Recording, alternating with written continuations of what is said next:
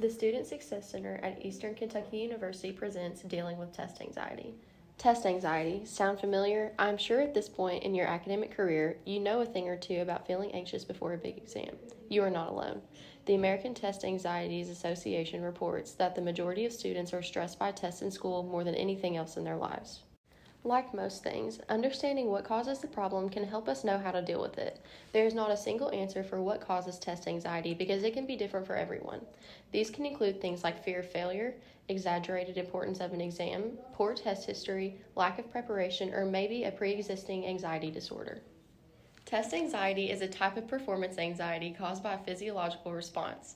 This usually results from the worry and dread about test performance, which also interferes with normal learning, the ability to concentrate, and not to mention the actual performance on the test. Physical symptoms can include headaches, sweating, lightheadedness, panic attacks, and an increased heart rate. There are emotional, behavioral, and cognitive symptoms as well. Some examples may include feeling angry, helpless, disappointed, comparing yourself to others, and thinking negatively about yourself. Managing test anxiety is most effective when you understand how the brain learns. To start, let's talk about metacognition. This is the awareness and understanding of one's own thought processes. Metacognitive practices increase the ability to transfer and adapt learning to new contexts and tasks. Retrieval is the act of recalling information from memory. There is effortful retrieval and repeated retrieval. Effortful requires your mind to work hard to increase your learning. Effortful retrieval is like lifting weights. The harder your muscles work to lift weights, the more they grow. The brain is the same way.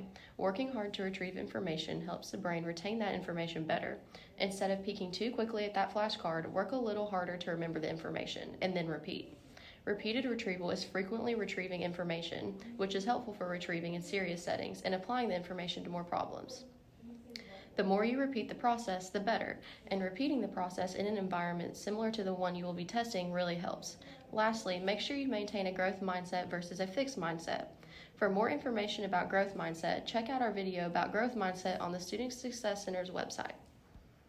Lastly, make sure you maintain a growth mindset versus a fixed mindset. A growth mindset means that you believe you can learn and grow. If you say, I have never been a good test taker, or I'm bad at taking tests, you are exhibiting a fixed mindset.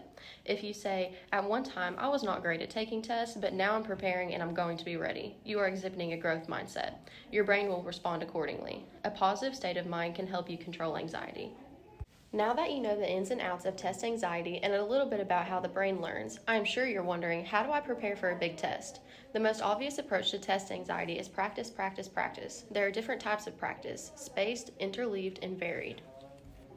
Mass practice is studying one subject for a long period of time, like multiple-hour cramming sessions. Research shows that this does not prepare the brain well for an exam. Spaced practice is taking smaller bits of information over a longer period of time. Interleave practice is mixing up the types of problems or concepts. This could look like studying a mixture of subjects such as math, analogies, writing, reading, comprehension, etc. over a shorter period of time. Be sure to mix up the concepts as you practice or study for exams. Study the math section for 45 minutes, take a break, then work on the writing section. When you go back to the math section, you might have to work a little harder to think about the information, but that is effortful retrieval, so that's a good thing. Varied practice means using multiple methods for studying. Some examples are flashcards, practice tests or quizzes, rephrasing notes, annotating reading material, working practice problems, or reviewing study guides. Each of these will help you implement effortful and repeated retrieval. Creating a study plan will help you utilize your time and ensure that you study the required material in time for the exam. Also, make sure you have created an environment that supports your study habits and imitates the possible testing environment. Find a comfortable and quiet study space with good lighting. Make sure you have all of your study materials in front of you. Don't forget to take breaks and space out your studying. Don't try to cram everything at once.